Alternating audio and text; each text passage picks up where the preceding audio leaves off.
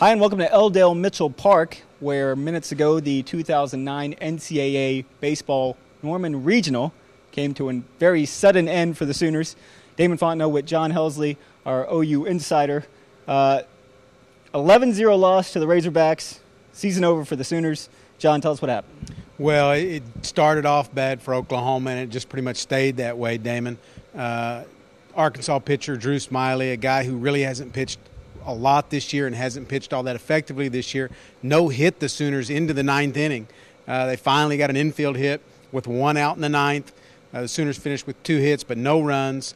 Arkansas, again, another team here that really hadn't hit the ball all season long. They entered with a .267 batting average. It ranked 274th in the nation, and they just battered everybody's pitching for 3 days here.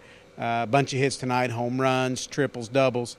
It was really ugly for the Sooners overall.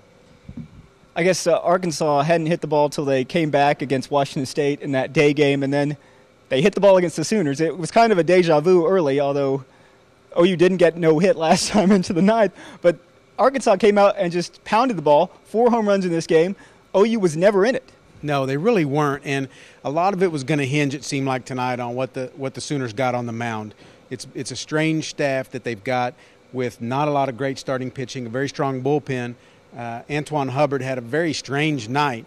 His first 7 outs that he recorded were all strikeouts. So on one hand, he's looking pretty good. Problem was he gave up 5 extra base hits, and it's 6-0 before you know it. And so it didn't start off good. I think Arkansas found a lot of confidence in that.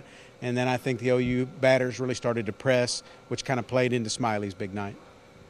Yeah, I think, didn't Hubbard strike out the side in the first 2 innings? Yeah. except for when he gave up the 2-run and the 3-run homers, right? That's right. He struck out the side and then struck out the first batter that he gets an out on in the third.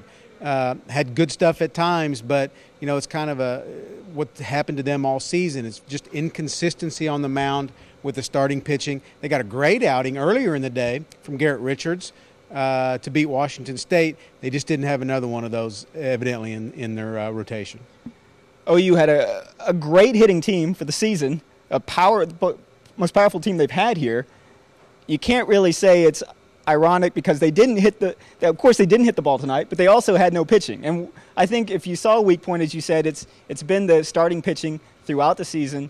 They just didn't have enough big arms to last long enough, and once they got into their bullpen, other than Ryan Duke, it never was that strong. No, it really wasn't. And I think one of the things that happened with their hitting tonight was, they fell behind early, and then they started thinking, everybody started to think that they had to hit 3-run homers, with nobody on base. And it's just the way their at-bats looked. They were flailing a lot. And give this kid credit. He really pitched well. He changed speeds. He worked the plate inside and out, did a nice job. Dave Van Horn, the Arkansas coach, said it was kind of a gut feeling to go with him. They didn't really decide it until after breakfast this morning. Ended up being a great decision for them. And we'll wrap up this game specifics with Smiley, a redshirt freshman, as you said. He's got pins in his arms. He was out for a year or so. This kid comes in here and just mows him down. Yeah, it's a great story in that regard. Everything from trying to debate whether to throw this kid or not. They have veteran guys they could have gone to. They went with him. He's, like you said, he's got pins in his elbow from surgery. Sat out all of last year. Kind of had a rocky season. And yet now you look at this guy tonight and you think they've got themselves a really quality arm going forward. They go forward, of course. OU, their season ends right here on their home field. It's another golden opportunity that goes by the wayside. OU had their national ranking. They were going to host the Super Regional if they could get past this. Of course, they don't.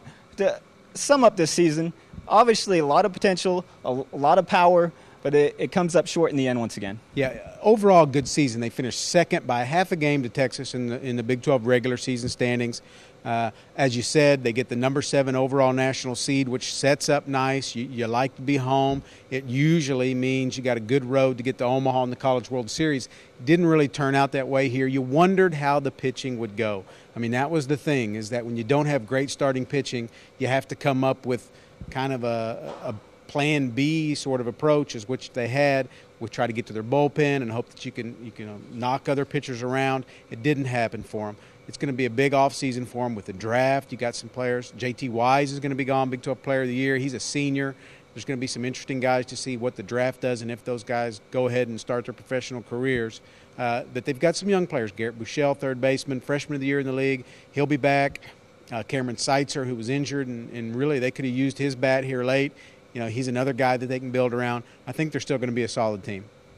All right, well, that's going to do it for the Norman Regional and for OU's baseball season. They lose 11-0 to Arkansas. Arkansas will advance on. Of course, keep up to date by reading the newspaper and John's articles and also News OK.